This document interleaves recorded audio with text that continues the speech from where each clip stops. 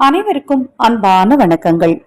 சிம்மராசி அன்பர்களே, உங்களுக்கான குரு பயிற்சி பலன்கள் பற்றி இந்த பதிவுல பார்க்கலாம். மகா பெரியவா சொன்னது யூடியூப் சேனல் சார்பாக பிரபஞ்சத்தின் பேரர்கள் கிடைக்கும் மனவள பயிற்சி ஆரம்பித்திருக்கிறோம். இந்த பயிற்சியில நீங்க இணைந்துக்க விரும்புனீங்க அப்படின்னா 9344692042 இந்த வாட்ஸ்அப் எண்ணுக்கு தொடர்பு கொள்ளுங்க. அதை பற்றிய தெளிவான விளக்கம் கொடுக்கிறேன்.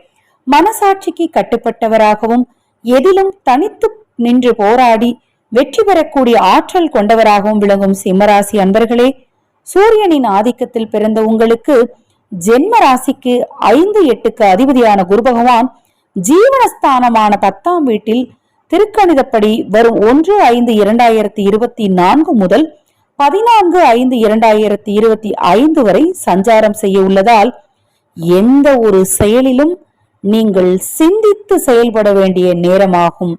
நீங்கள் நினைப்பது ஒன்று, நடப்பது ஒன்றாக இருக்கும். உங்கள் உழைப்புக்கான பலனை அடைய எதிர்நீச்சல் போட வேண்டியது இருக்கும். 10ல் சஞ்சரிக்கக்கூடிய குரு பகவான் தனது சிறப்பு பார்வையாக 2, 4, 6 ஆகிய ஸ்தானங்களை பார்க்க உள்ளார். அசையும் அசையா சொத்து வகையில் சுப செலவுகள் ஏற்படும். ஒவ்வொரு விஷயத்திலும் நீங்கள் கண்ணும் கருத்துமாக இருந்தால்தான் அடைய வேண்டிய இலக்கை அடைய முடியும்.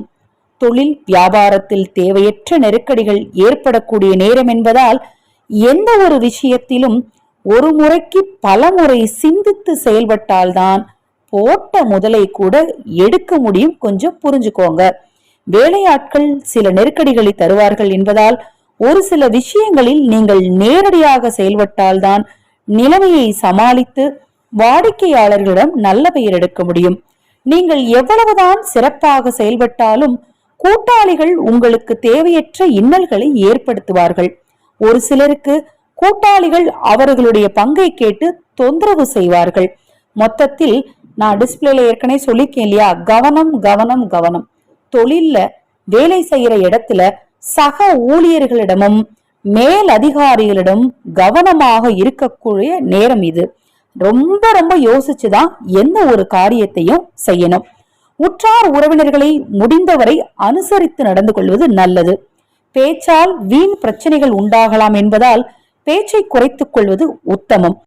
ஒரு சிலருக்கு உண்ணும் உணவே உடல் உபாதைகளை ஏற்படுத்தக்கூடிய நேரம் என்பதால் குறிப்பாக அலர்ஜி தொடர்பான உடல் பிரச்சனைகள் ஏற்படலாம். உணவு விஷயத்திலும் கவனம் கவனம் கவனம். பனிச்சுமையால் தூக்கமின்மை, உடல்நிலையில் சோர்வு, ஞாபக மறதி ஏற்படும். நேரத்திற்கு உணவு உண்ண இடையூறு உண்டாகும். குடும்பத்தில் உள்ளவர்களுக்கு ஏதாவது சிறு சிறு பாதிப்புகள் ஏற்படுவதால் மன நிம்மதி குறையும். குடும்பத்தில் சிறு சிறு வாக்குவாதங்கள் உண்டாகும். ஒற்றுமை குறைவுகள் உண்டாகும். அதனால குடும்பத்திலையும் நீங்க அனுசரிச்சு போறதுதான் நல்ல ஒரு விஷயங்களை உங்களுக்கு ஏற்படுத்தி கொடுக்கும். இந்த குரு பயிற்சி எல்லா விஷயத்திலையுமே நீங்க கவனமாக இருக்கக்கூடிய காலகட்டமாக உங்களுக்கு அமைஞ்சிருக்கு. இப்படி இருக்கும் போது இதற்கான பரிகாரம் என்ன அப்படின்னு பாத்தீங்கன்னா, சனிக்கிழமைகள்ல நவ கிரகத்திற்கு நல்லெண்ணெய் ஊற்றி கருப்பு நிற துணி போட்டு எல் போட்டு மூட்டையாக கட்டி பஞ்சு திரி போட்டு தீபம் ஏத்தி சிவாலயத்துக்கு போய் வழிபாடு செய்யுங்க. உங்களால முடிஞ்ச அளவுக்கு ஏழை எளியவர்களுக்கு செருப்புகளை தானமா வாங்கி கொடுங்க.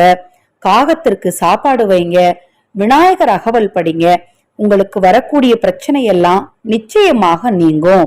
மறுபடியும் ஒரு முறை உங்களுக்கு சொல்றேன், எதை செய்தாலும் கவனத்தோடு செய்யுங்க. அதுக்காக நீங்க பயப்படணும்னு அவசியம் கிடையாது. கவனமா இருங்க, அவ்வளவுதான். இந்த குரு பயிற்சியில கவனமா இருந்தீங்க அப்படின்னா நீங்கள் நினைத்ததை உங்களால அடைய முடியும். தொடர்ந்து நம்ம சேனலை பாருங்க. இன்னும் எண்ணற்ற பதிவுகள் தொடர்ந்து வர இருக்குது. ஹரஹர சங்கர ஜெய ஜெயசங்கர மகா பெரியவா திருவடிப்பாதம் சரணம் சரணம். நல்லதே நடக்கட்டும்.